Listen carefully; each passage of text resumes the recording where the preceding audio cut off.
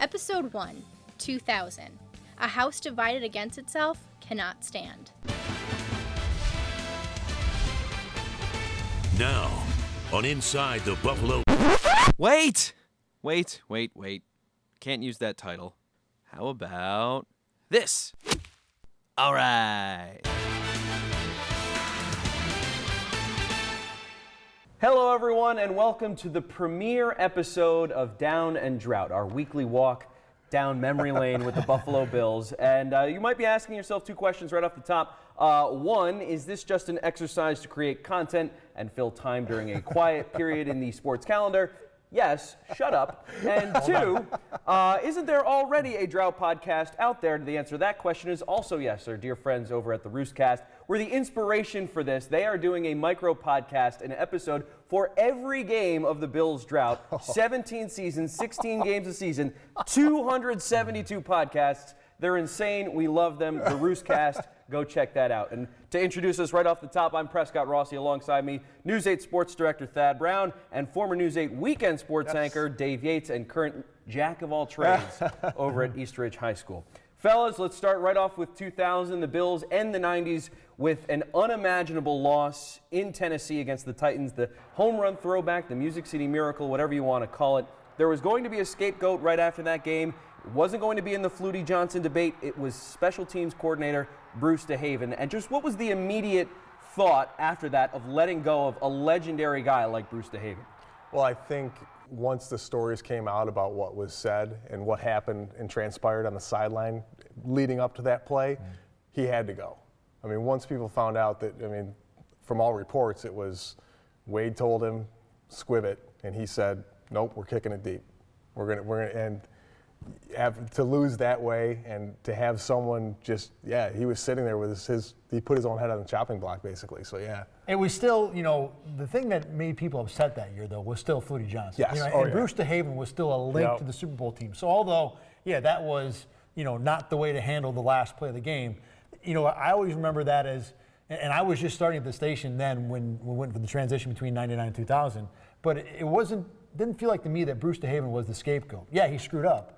But it always went back to Flutie Johnson and why it was, even though Johnson had played well enough, more than well enough to win that game, people still would never let Ralph Wilson and by extension Wade Phillips live it down that they had gone with the wrong quarterback in that game. And moving forward from that, all the members of the Bills coaching staff stay the same, along with Wade Phillips. There's this man, Ronnie Jones, comes from out of nowhere to become the special teams coordinator, but we'll get to him in a moment. The big news of the offseason, more Super Bowl remnants from that period are now gone. Thurman Thomas, Andre Reed, Bruce Smith all leave. There are only 5 guys left from the Super Bowl years. They are John Fina, Henry Jones, Phil Hansen, and of course your kicker and punter, Steve Christie and Chris Moore. The other thing that happened this offseason, the Bills moved their training camp from Fredonia to Rochester, and right as training camp started at St. John Fisher, Rochester's prodigal son returns home from a stint as the weekend sports anchor in Binghamton. Thad, your first training camp, your first week is right as the Bills open training camp at Fisher. Little did I know that I would be ushering in a brand new era in Bills football of terribleness and it's his fault. It's you. It's all you. Yeah, exactly. I like to say I am the record holder for NFL seasons covered without ever going to a playoffs. But when you went into that season, the beginning of the year was about Rochester, especially for us here in Rochester. We just said, open the gates, and if you wanted to come from Rochester, well, come on. But now we wanted to do something to pay back all their support. And to come here at this fine institution and be able to hold our training camp is a real plus for the Buffalo Bills. You went to camps at Fredonia. Yeah. So how much different was it coming here? Obviously, just from a convenience point of view. Well, convenience point of view is one thing. The coverage, obviously, it was off the charts, and every station in the market just went hog wild. We were there it was almost around the clock for the entire time they were there. Fredonia, it was just like you go up maybe once a week, get what you need, and come back. But the carnival atmosphere at Fisher, it was just such a spectacle, and the crowds you never got crowds like that at Fredonia. It was insane. We had a van out there too that first year. Everybody did. It was like a RV, right? We had a small camper, and we actually had rooms in the dorms as edit suites. Every station had a room in the dorm They where still we do go that in now. and do the editing, and then you go out to your live truck and do your shows. I remember we had snacks out there. Snacks are important. And Very important. We did double sessions too. I mean, that was back before the CBA Yeah, and concussion and everything. So you'd have almost every day a 10 a.m. practice and like a 2:30 practice. So you cover the 10 a.m. practice and you do all your interviews. You might have a story ready to go because you're not going to do a story at 6 from a practice that ends at 5 if you can avoid it. So you do your stuff at 10, you do your interviews, and then from like 12:30 to 1. I remember Dave would be editing. I'd be playing Minesweeper, eating licorice, just doing whatever to kill time because it was stupid to go home. You had another practice in an hour. You know that you had to cover. So after training camp ends, week 1 of the regular season, the Bills thrown right back into the fire with the Titans. Tennessee this time comes to Orchard Park. Rob Johnson sacked 5 times. He was sacked in the first play of the season in 2001. Steve Christie with the go-ahead field goal with 31 seconds left. Steve McNair sacked 4 times. The Bills win 16-13. I guess, Dave, you shot that game in 2000. Just the immediate thoughts of that first game back. You get that revenge, though obviously not in the playoffs. You get that against the Titans. And they had, that was one of the, it was, I still remember Wade walking off afterwards with a grin on his face, kind of like it was retribution for him. But it was just, it was empty a little it was an bit. empty. It really Yeah. was. It was like, okay, it was set for them to win it, and it was everything was perfect for him. It was a primetime game. It was home, so it was a great way to start things, but it by no means erased the memory of a few months earlier. And then a week later, the Green Bay Packers come to town with Brett Favre, and my favorite thing that I've seen from this game comes before the game even starts. And maybe you were there, Dave, but Jack Kemp, the former Bills legend, member of Congress, going back and forth on the field, goes to Doug Flutie, says, I love you. You're a great player. I love watching you play football. Walks across the field to Brett Favre and goes, I love watching you play football. You're great at this. I just thought, the consummate politician just schmoozing all over the field. Yeah. It was one of those, it was kind of neat, though, to see a guy like him. And yes, a guy like Flutie, but a guy like Favre too. I mean, to see the two legends like that really kind of come together. That was sometimes the stuff before the game, and too. Yeah. It's just like that's almost as special as the stuff during and after even. So the Bills take their 2-0 record on the road in Week 3. They take on the New York Jets in Giants Stadium, and this game is famous for a few plays that and a few names. Kevin Williams has a 97-yard kickoff return for a touchdown. Vinny Testaverde has a Hail Mary at the end of the first half that goes for a touchdown that ties the game 14-14. But the name, I'm just going to throw it out there. You guys just go. Chris Watson. 2 fumbles in the fourth quarter on punts that lead to a Jets comeback. They go on and win 27-14. The story of Chris Watson for that year, there are so many stories from 2000. There's A1 is Flutie v. Johnson. Of course. A2 is probably the Indianapolis game, which we'll get to. The Tampa game. The Tampa game, I think, is the biggest one. To me, it's the Indianapolis. I know what you're saying. Yeah. I'd go with the Colts game in terms of stories that people remember. But then you have the headset story. And then you have Chris Watson, the punt catcher story, which doesn't happen for a few weeks. But this is the beginning. He was their punt return man, and he just wasn't good at it. Leonis McKelvin looked competent in comparison. He couldn't do anything right. And then so in Week 5, you mentioned those Colts, the Bills having a bye in Week 4. Week 5, the Colts come to Buffalo. Rob Johnson has a 40-yard touchdown to Eric Moles with a minute and change to play, but Peyton Manning does his thing. He runs a 2-minute offense right down the field. Mike Vanderjagt, game-winning field goal. The Colts win 18-16. We'll move forward into Week 6. The Bills go on the road. They are 2-2 at the time they go to the Miami Dolphins. Sammy Morris has a fumble recovered and returned for a touchdown by Sam Madison. Thurman Thomas playing in his only game against the Buffalo Bills. He suffered a knee injury a couple weeks later that ended his season. And I know, we mentioned it a moment ago about Thurman and Reed and Bruce leaving the Bills. But what was that week like going up against someone that you were so familiar with for so long playing in Orchard Park? It was surreal. I mean, you kind of, Thurman was just the consummate Bill for so long. It was just, he was there for everything, and just all of a sudden, not only to have him playing for someone else, but to have him playing for the Dolphins. It was just like, of all teams. I mean, for the love of God, what are we looking at here, right? So it was bizarre. And back then, when you got ready for a Bills-Dolphins game, it was its own story. That was the rivalry. I remember for years, from 2000 to like 06, 07, 08, when it was Dolphins week, that would be its own story. I mean, kind of like Patriots week, it's not the same thing because it's a one-way rivalry. Yeah. But, well, it was for the Bills and Dolphins for a long time. Yeah, too. true. Yeah. I mean, coming out of that. At one point, they were 17-4 against the Dolphins. So they dominated. You had the whole Brian Cox thing. Right, It was just like there were just so many moments from that. You could start, when you went in on Wednesday to get ready to do media day for a Bills-Dolphins game, at that time, you just said, all right, Dolphins week, what do you talk. Yeah, And that's all you had to do. Yep. So if, the Dolphins win that game 22-13. The Bills drop to 2-3. Players only meeting during the week as they welcome in the San Diego Chargers to the Ralph. The Chargers were winless at that point. Rob Johnson has a career high, 321 yards, completes 29 of 47 passes, sacked 4 times. This is a recurring theme with Rob Johnson. He also bangs his hand, separates his shoulder in overtime. Neil Smith tackling Rob Johnson. So Flutie comes in, and the narrative just so overwhelming. Here comes Doug Flutie in a game where Rob Johnson gets beat up, knocked out of the game, leads the Bills to a game-winning field goal in overtime. Bills win 27-24. They're now back to 3-3. The story I always tell from that year, and this is a little more personal than Flutie Johnson, but the Flutie Johnson story was every week. And it was, how did Wade use him? And why did he put him in here? And Rob was out for a while with the injury, and Flutie played well. And there really wasn't back and forth, but there was a little bit.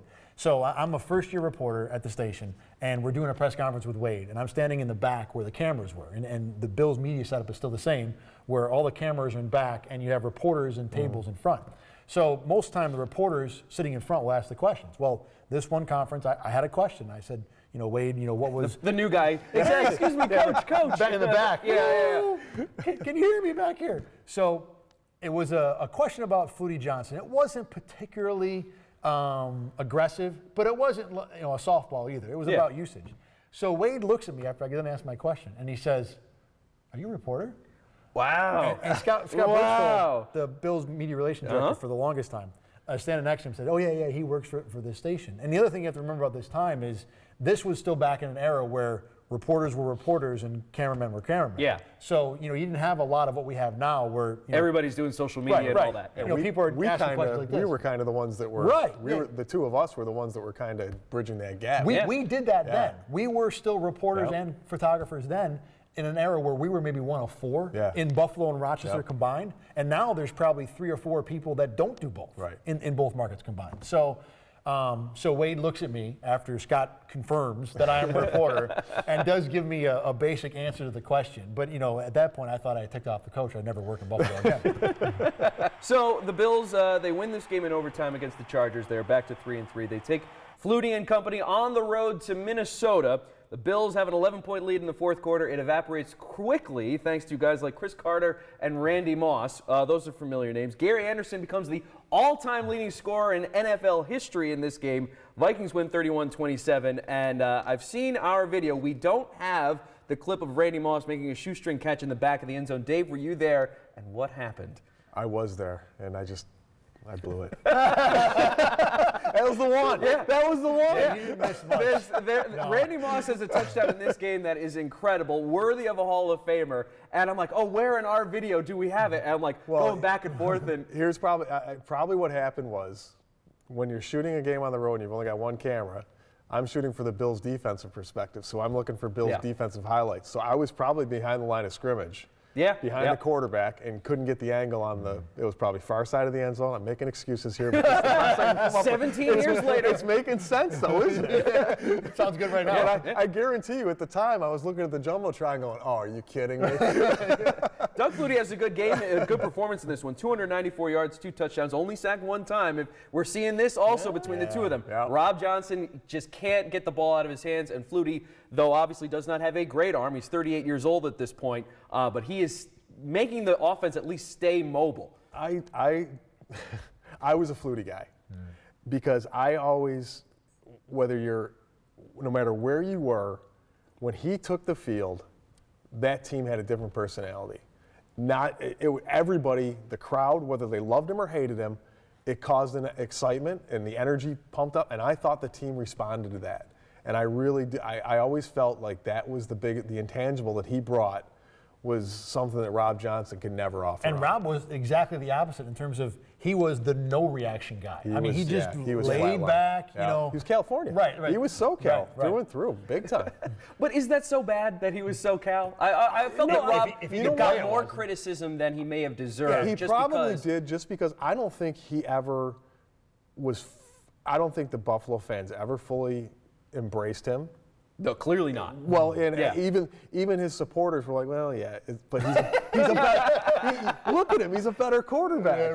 But Doug was just. I mean, he had it. He had that it. He had the it factor. So Week 8 in 2000, the Bills lose in Minnesota 31-27. Week 9, the Jets come to the Ralph. It is the Geezer Bowl. Vinny Testaverde, 36 years old. Doug Flutie, 38 years old. Christie bangs in a game-winning field goal as time expires. Bills win 23-20 to go back to 500. In Week 10, the New England Patriots welcome the Bills to Foxboro Stadium, Schaefer Stadium, whatever you want to call it.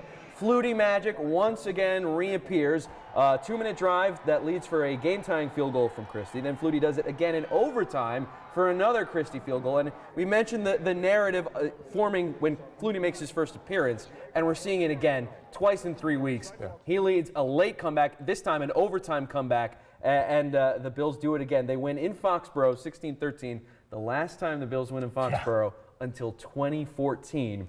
The Bills go over 500. They're 5-4. And for him to do it in his own backyard. Mm-hmm. Yeah, as a Boston college grad. Exactly. Yeah, I mean, you couldn't have written a better script than that. And then he was good with scripts. He was good. Oh, God. I was going to say, in the locker room, what at this point, because now he's been the quarterback for 2 weeks and change, what is kind of the dynamic between, I assume there are Flutie guys, there are Johnson guys. What are the wide receivers, the linemen, the coaches, what are they saying in response to, here's Flutie and he's pulling it out of somewhere, and Rob Johnson keeps getting, laid out in the turf? I think everyone else, not named Wade Phillips, was trying to stay out of it as much as possible. Yeah, big time. They were every answer was we like both guys. They told the company line. Whoever's in there, we're gonna, that's who our quarterback is that week, and we're gonna. But you could definitely tell that there were guys that were just on one side or the other. And the other part of it too is Flutie was the politician. He was the guy that was, making backroom maneuvers, and he was always the more devious guy. Yeah. People loved Flutie, but in terms of the personality, he was, it's not a fair word to use, but the bigger jerk was Flutie. He was scheming. He was working. But again, go back to how Rob was. Rob just didn't care. Yeah, he wasn't going to bother with that. It wasn't. No. It just, no, man, not enough, There was, I'm sorry, but there was just a palpable dislike between those two. Oh, yeah. They did not like each other on a professional or, I really believe, on a personal or professional standpoint. And we'll get to this later. Rob Johnson has an interview where he even says that, there were times where, he had that back and forth with Flutie where it was, he wouldn't go into too much depth, but he admits that they did not get along throughout their tenure in Buffalo. Week 11 in 2000, the Bills welcome the helpless Chicago Bears into town. Jim Miller tears his Achilles in this game. Which, tell the story. Yeah, Dave, your angle on it. We can't show the video from the because of NFL rules. But Dave, you just happen to be in the right spot. I guess at the wrong time for Jim Miller as he blows his Achilles. Yeah, he's scrambling right along the sideline, right in front of me, and he just dropped. There's nobody. Just drops out of bounds right at. You had to kneel. It's a non-contact injury. Non-contact injury. We had to kneel down there. He falls basically probably 2 yards away from me, and he just starts yelling, "It popped! It popped! It just popped!" Jeez. And I'm just cringing because I'm just imagining what that must feel like. Well, you were right on top of a guy's season ending. Yeah. It's what literally happened. It was brutal. It was excruciating to listen to. Well. From that, the Bills win that game 20-3. They go to 6-4. But the following week, Rob Johnson makes his return after being out for 4 weeks with that separated shoulder in Kansas City. This game is memorable for Rob Johnson. He has a diving attempt at a touchdown late in that game, the go-ahead score in that one. The Bills win 21-17 on the road. Yes, Johnson was sacked 4 times, but that seemed like it could be the play that propels the Bills forward down the stretch. And here is Rob Johnson asserting himself with a game-winning play on the road. And showing a toughness that a lot of people didn't think he possessed. The number of hits he takes, that's one thing, but to actually put himself out like that to get hit and the potential to get hit, that was something that he didn't always show the potential to do. And the fact that he did that, I think was, maybe he is starting to buy into it a little bit more. If I remember correctly, there was some thought that the Flutie effect was kind of wearing off. Not that they liked each other, but Right. you see Doug do it, you see Doug get praised, I now better you start. get praised. Yeah, exactly. Yeah. Well, week 13 Yes. is where it all explodes, and this is really, for me, I think this is the game of the 2000 season that defines how it all shakes out. In Tampa Bay, November 26th, Rob Johnson, 24-39, 262 yards, 2 touchdowns, 6 sacks. Basically, every bad thing about the Bills in the year 2000 rears its head in this game. Johnson gets sacked a ton. Carl Williams has a 73-yard punt return for a touchdown, so special teams errors. Derek Brooks on defense is just a monster for Tampa Bay. 19 tackles in this game. He has one play on Rob Johnson where I think he puts him below sea level. He hits him, he throws him like a child's toy. You don't see that type of physicality in the NFL. Yeah, exactly. It would be a million penalties. That happens in that game. Then, of course, the injury bug rears its head as well. Sam Cowart, Keon Carpenter, Sam Rogers, all done for the season in this game. Though the Bills outgained the Bucs 433-180, it is Tampa Bay with the win, 31-17. That was looking at that video again, and the Coward injury to me was huge, and it looked, like he came off like there was nothing wrong, like he just maybe stubbed his toe or something, because he walked off without a noticeable limp. The Achilles was gone, and I'm sitting on the sideline, and they keep looking down at his foot, so I start shooting at the back of his foot, not knowing at that time that was where the problem was. Didn't realize how bad it was until they threw him on the back of the cart and took him off. But the injury, that to me really snowballed everything, not for that year, but just leading on. That really created a headache for them. As much problem as they had in terms of leadership and cohesion on offense, the defense was no problem. And Sam Cowart was like leader A1. Linebacker, or a Pro Bowl linebacker that year. He called the signals, right? An absolutely phenomenal game leading up to that. Yeah. He was dominant in that And he game. was still young and ascending, too, to where, he hadn't reached what, it seemed like his peak would be. Right. So, this was a guy where you're like, wow, we might really have something at linebacker. And then he does the Achilles in this game and then, continues to get hurt. But, at that point, you had an offense that seemed to be in chaos because they couldn't figure out the quarterback. The defense was set, but then the leader, the head of the snake, gets chopped off for the rest of the year. Yeah. And then in the aftermath of this loss in Tampa Bay, Wade Phillips is asked about his special teams. He says that Chris Watson is the most reliable guy on special teams, and then has the famous quote that is still talked about 17 years later when describing Chris Watson. He is not a punt returner, end quote. He is a punt catcher. It was terrible. What was, if you were in that media room, what is your response at that moment? And then you just go back to that line every week. You just beat that line into the ground because that's the play. That's what you do as a member of the media. You have a head coach saying something that is so insane, and here he is just throwing himself on the sword. I still remember when that was said. I was in the room when that was said, and the moment he says it, you could, the whole meeting, no one looked at each other because we're all looking at Wade. But you could just tell everyone was jaw on the floor, like, really? This is what we're going with now? And then the second part of it is that, of course, Wade says it. We immediately run in to find out what Chris Watson thinks. And Chris Watson never looked more unhappy to do an interview than when we came up to him after the punt catcher interview. And it was, and now he wasn't good at it. He deserved to get cracked for it. But, oh my goodness. Could you imagine with Twitter? Oh, yeah. Someone said that now. Everyone is just pounding away. Incredible. And that Tampa Bay game, obviously for the points we just mentioned, very important. There is an NFL moment during this week in week 13 of 2000 that cannot be overlooked because a few hundred miles north of Tampa Bay in Detroit at the Silverdome, the Lions are on the verge of kicking the tar out of the New England Patriots. And in the second half of that game, a man by the name of Thomas Brady, I hope I'm saying that right, is making his NFL debut. I'm sure nothing would come from him down the road.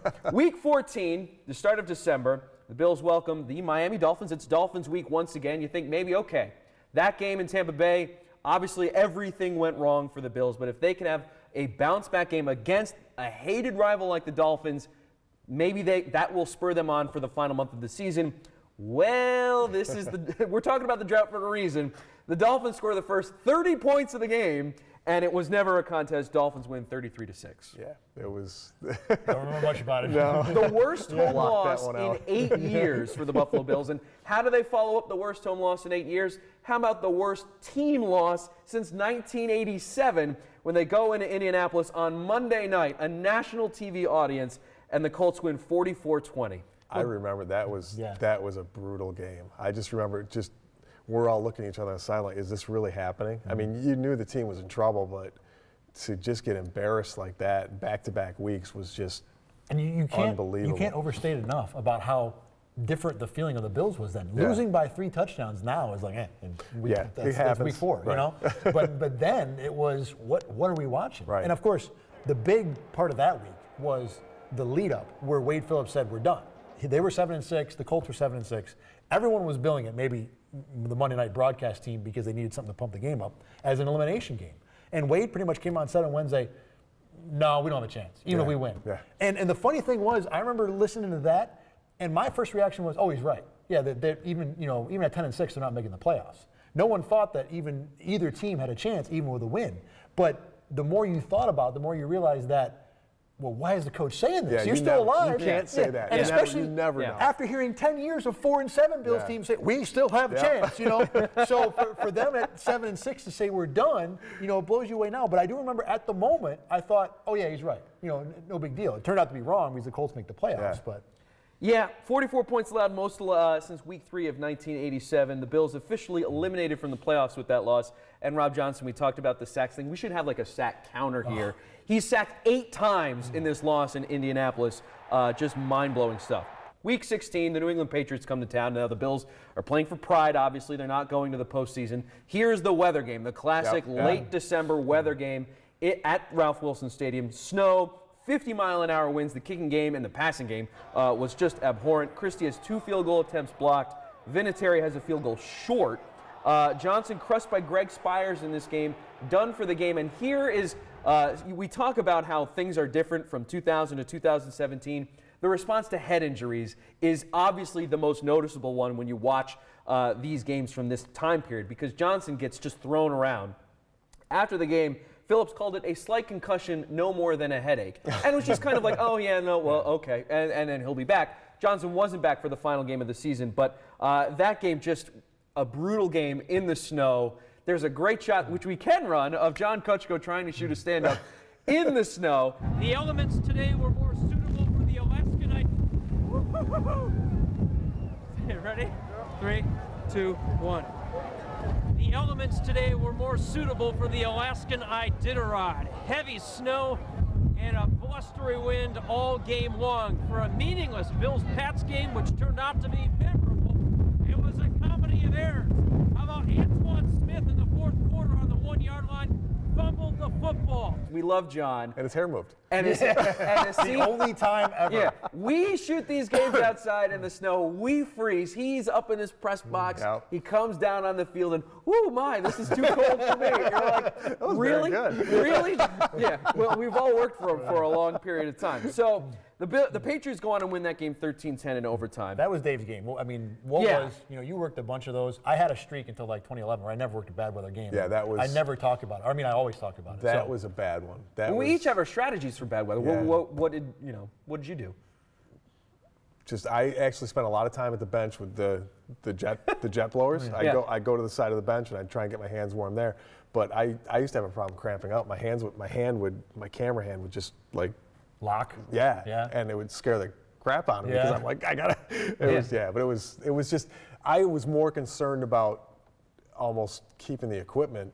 Well, that's the thing. The toughest part was keeping it from tapes. I would imagine would be a real pain. Yeah, it was, and keeping it from fogging up and things like that. And it was just and you had to worry about the batteries running out because when it gets cold, they don't hold their charge as well, and that kind of stuff. So it was a challenge. But and for a game with no touchdowns that ends 13-10, it's really fun to go out there and freeze or something like that, right? No, actually there was a touchdown. I might take that back. But okay, so the Bills and dropped I think this if game. I'm not mistaken, that touchdown he actually did a nice little slide into the end zone. It was a. Who would that have been? Would that have been Kevin Fall? I think so. And he hit the ground and slid for from the front of the end zone to the back. It wasn't bad. Well, 2 days after this game, the big news for the Bills is Ralph fires John Butler, the GM from the past 8 seasons. Colts on the verge of the playoffs. That's obviously a big talking point. Butler gets the boot. Refused to sign a new contract. And this is where we start seeing, at least in the research that I've done, and maybe you guys can speak to this a lot better than I can, is this idea that perhaps Ralph Wilson is a bit tight with the purse strings. Butler was in the lower third of salaries amongst GMs in the NFL, and coming off a decade of success where pretty much any team in the league would sign up for that, a playoff caliber team every single year. What was the immediate response that you guys felt that, whoa, Butler's getting fired? There's still a game left to play this season. It's happening on a Tuesday, and Butler doesn't seem to be the issue here. It's the guys on the field and maybe the head coach. Right. I think it was more, he'd been such a part of the team for so long, and it had been, He was Polian's guy. Yeah, going back to the 80s. So all of a sudden, there goes another part of that. Yeah. That era is all of a sudden getting ushered out, and it's like, okay, where are you going now? It was kind of bizarre. John, how surprised are you by Mr. Wilson's decision today? Surprised, that's hard to say right now. The finality of all is just starting to set in right now, so, in a day or two, I'm sure it'll hit me more. Mr. Wilson said today that he offered you a contract on Friday. You wanted time to think about it, and he wanted an answer. Were you not prepared to come back to the Buffalo Bills next year? Oh, no, that's not true whatsoever. We did talk contract, but, at that particular time, it just wasn't something I was going to reply to or answer, so. I don't know what Mr. Wilson said today. I didn't hear it. Timing is unusual. Yeah. Yeah, but you know what? You got a lot of things you got to do. You got to plan on a team. You got a lot of work to do. I can understand it. How did you feel the way that you found out? Was it over the phone or was it? Talked to Mr. Wilson this morning. Yeah, I was in Charlotte on the way to the Blue-Gray game. He called and informed me. And he said, head on back. I said, okay. So here I am. Have you talked to people in San Diego? Pardon me? Have you talked with people in San Diego? Oh, no, I haven't talked to anyone, no. I'm under contract. Still under contract till February 28th. That's what I figured.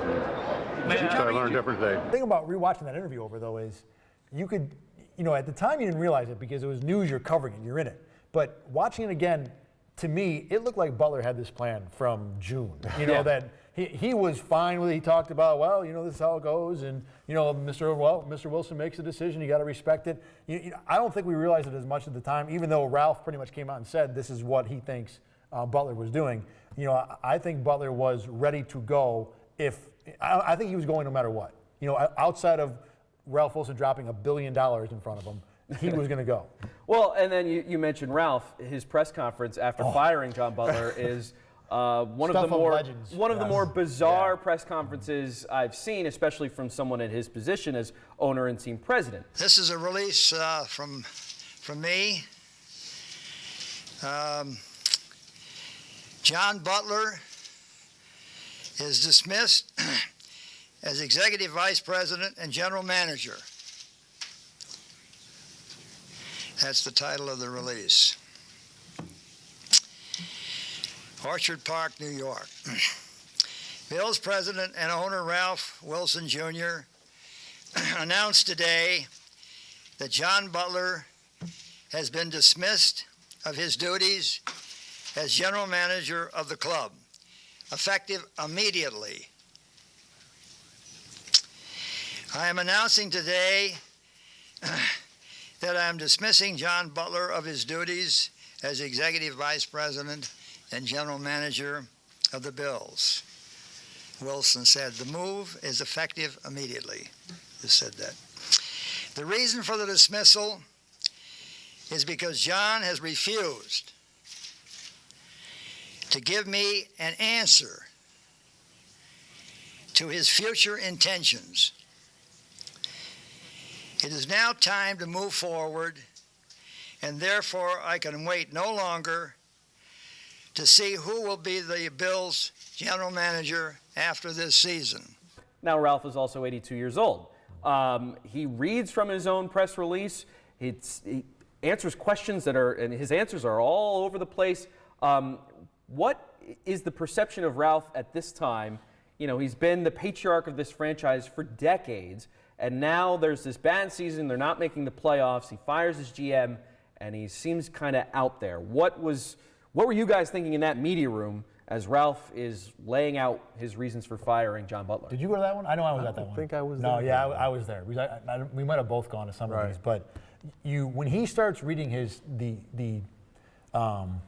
what's it called when you put the city press release? No. Oh, the byline. The byline. Yeah. The Dateline. Yeah, Dateline. Dateline Orchard Park. That's where we are. Yeah. Basically, what happens at this time is that you go to a press conference and something happens, and the media relations director already has a press release prepared. So everybody gets a paper. Yep. And so Ralph goes up to the podium, and I don't know if they didn't prepare him or if you don't prepare the owner says does what he wants. He's up there with the sheet of paper. So he goes into his opening remarks, and you're just waiting for him to start talking. And the first thing he reads is the headline. And no one really notices at the time because the headline is, Ralph Wilson fires John Butler. And it sounded weird, okay. And then he goes, Orchard Park, New York. Now you know what's happening. He's literally reading everything on the page. And then the best part is he says, Ralph Wilson today announced that John Butler will be dismissed as general manager of the Buffalo Bills. And then he reads a quote from himself in the press release, follows it up by saying, I said that. I said that. And so I think the reaction was, okay, he's still in charge. This is still the patriarch. He's losing it a little bit. It's funny. That's Ralph. He's 80, whatever. We have a grandparent. Our grandfathers are like that. Yeah. It's Grandpa. He'll be fine. It'll be no problem. And little did we know, it was probably the beginning, the first sign that things were going to be going bad for a long period of time. And definitely changing, if nothing else. Yeah. So the Bills wrap up the season in 2000 in Seattle in a game that was really unremarkable or not all that important. Antoine Smith has a good game. Doug Flutie has a good game. But the Bills season is over. Same with Seattle's. Bills win 42-23. A couple days later, season ends January 2nd, 2001. Ralph meets with Wade Phillips down in Florida. Ralph gives Wade a vote of confidence. You think, okay, perhaps Wade would be back. It's always a kiss of death, isn't it? 5 days later, the following Sunday, Ralph fires Phillips because he wouldn't fire Ronnie Jones. And I'll just say that name, Ronnie Jones, and you guys just go. Yeah. You look at that in retrospect, it's like, wow, head scratcher. That was a weird day, too, because, you get the news that Wade gets fired, and John Kutchko and I go up there, and we were literally driving around the main complex where the Bills have their offices. Is there a light in Wade's office? Is he there, maybe? Did you see something move? I don't know. He did that with me once, too. Stalkers. Right, exactly. It's a tactic that we've remained through all these years because Rex Ryan, we had to do the same thing, track him down too. So you hear that Wade Phillips. I think, again, we found out through some of the Buffalo guys that Wade was going to show up at the airport. So we all drive out to the airport. And like you were saying a moment ago, pre-9/11, whole different. We bring our cameras right down to the gate. Yeah. So we're standing there waiting and not really sure that he's actually going to be on this plane that we're told he's going to be on. But sure enough, his son is there waiting for him. And then he comes out and, we do an interview in the airport. For the second time in 5 days or whatever it was, we do an interview with a Bills front office, top person in an airport. And he just gave a statement. He didn't take questions, but he was there. He did talk to the media right outside his gate. A lengthy statement. It was, it was. He thanked a lot of people. It was very media professional. Member, you didn't walk away from that thinking, I wish we had a chance to ask whatever. You got enough out of that to where okay, I've got my story covered.